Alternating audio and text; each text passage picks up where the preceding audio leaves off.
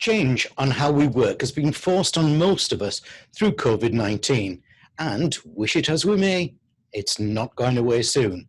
That means that new ways of working, such as from home, often called remote working, are likely here to stay for quite some time. And with that comes new challenges and risks, one of which is now called remote leadership. Quite simply, what changes do leaders need to make to be effective with their remote leadership?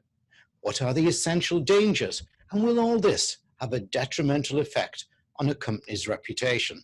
So, safely working from my own home studio environment, I called up the person who has the knowledge. Let's say hello to the CEO, Advanced Workplace Associates, Andrew Mawson. Hello, Malcolm. Hi, good to be with you. Thank you, Andrew, for joining us today. I said in my opening piece, remote working and also remote leadership are alien to most businesses. Leaders fear a lack of control with remote, and I suspect are lacking in skills to cope.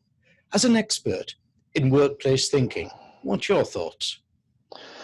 Well, I mean, I think it's remote working. I mean, it's a term that I actually don't like very much, because I can, my own experience of running a business where everybody is geographically dispersed is that they are dispersed, but it's not, they don't feel remote. They feel very connected to what we do and how we do it and so on. But I mean, just to pick up your point, I mean, I think, management in most countries comes in all sorts of shapes and sizes, and many organizations and many managers and leaders have grown up in a very transactional model and supervisory model, if you like, of management. And certainly as we start to move to a more virtualized model, that style of management becomes very difficult. And so I think what we're seeing, certainly the research that we've been doing recently, is showing very much that we have to move to a more transformational model of management, which means that leaders need to become clearer about what they want people to be doing, need to provide them with the right resources and the right connectivity to be able to do that, and the right support. So it's very much not about, constantly beating people up to, for the piece of work that they're required to do. And that, I think, is quite a sort of cultural shift for people, particularly as, in the office world, we have a kind of always on flow of information about people and things, what's going on in the organization, and so on and so on, which sometimes we don't even value or recognize. But of course, when we're working a little bit away from each other, the issue is that we're now only seeing a small amount of information. So we are, as humans, we're filling the other bits in.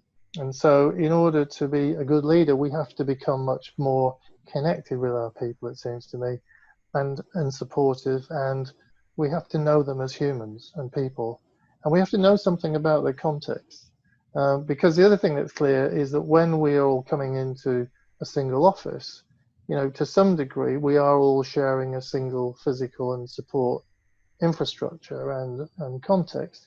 When as a leader you're managing a team where people, maybe 10 people, are working in different places, you have really no idea what's going on with them in terms of their own personal situation. You don't know whether the washing machine has broken down a few minutes before. We don't know whether there's been a blazing row between your employee and your partner.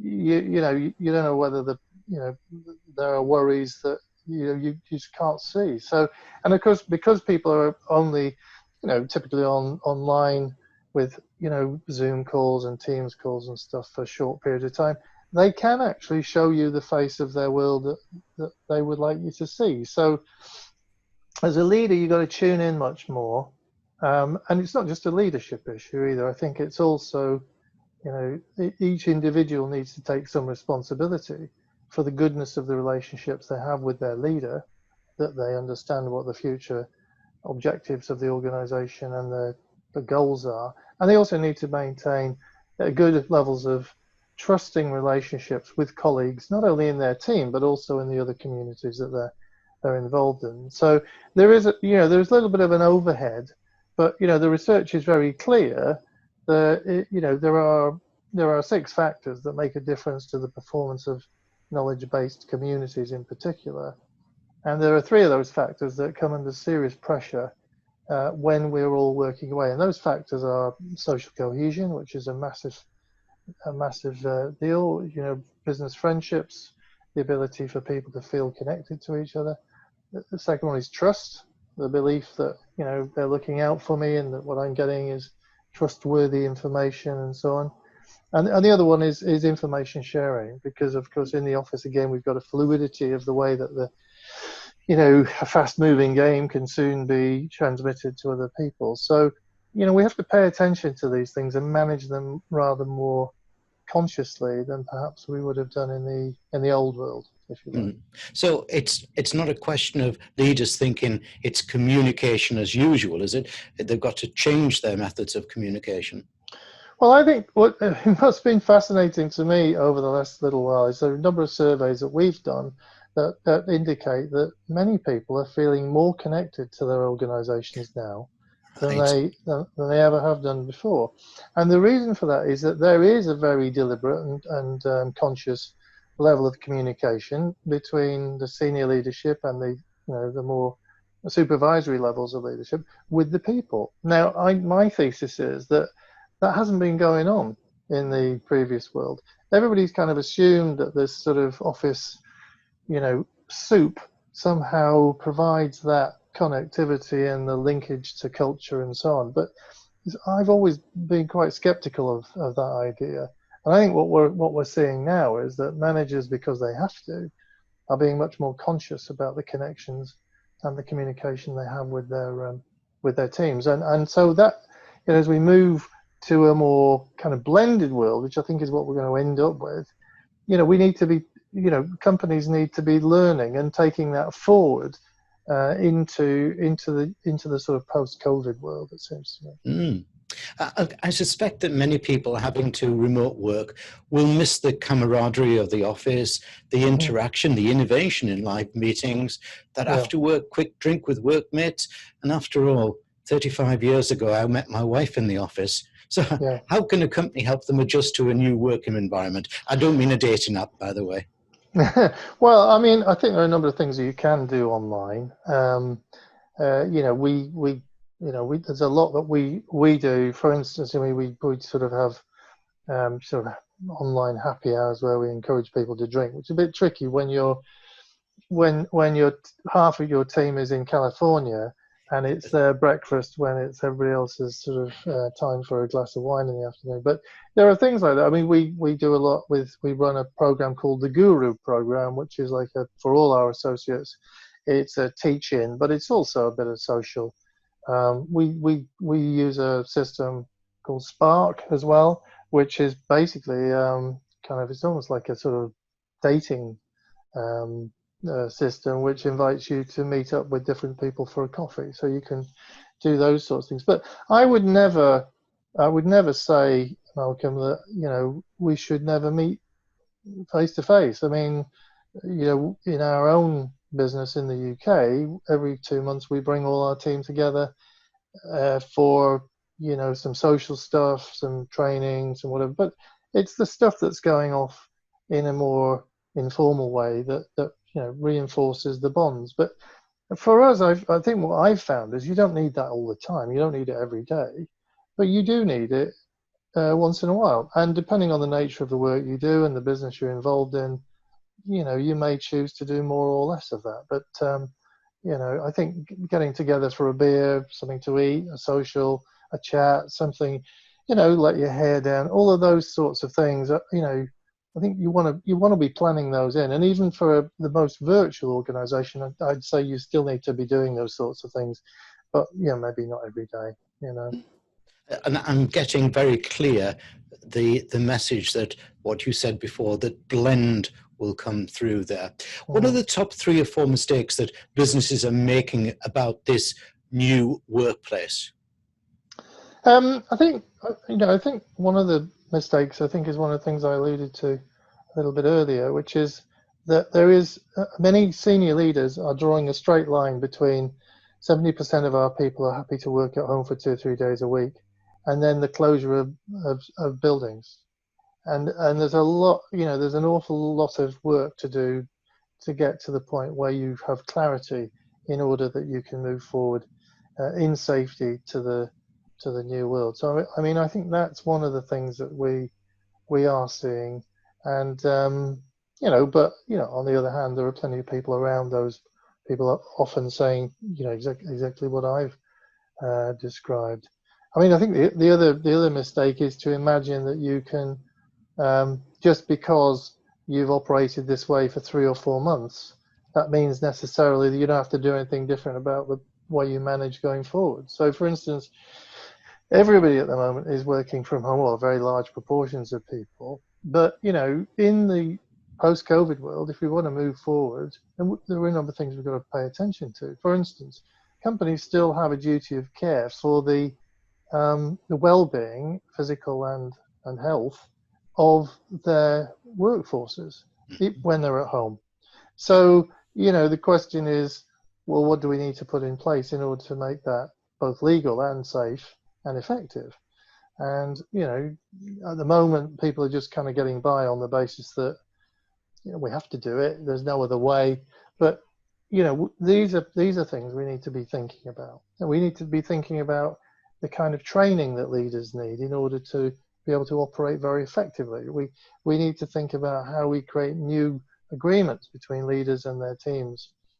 How do we create a culture, an online culture that helps us to be successful? How do we make sure we don't get into an us and them situation of people who are kind of, the office people and people who are not the office people? It seems to me that what we've got to do is move to an entirely digital, culture, which can survive regardless of where we are. And then the physical space becomes, if you like, the bonus space where we get high value interaction or provide some form of service that people need. So, I think oversimplifying is probably the number one, the number one mistake, I think, Malcolm, I would say.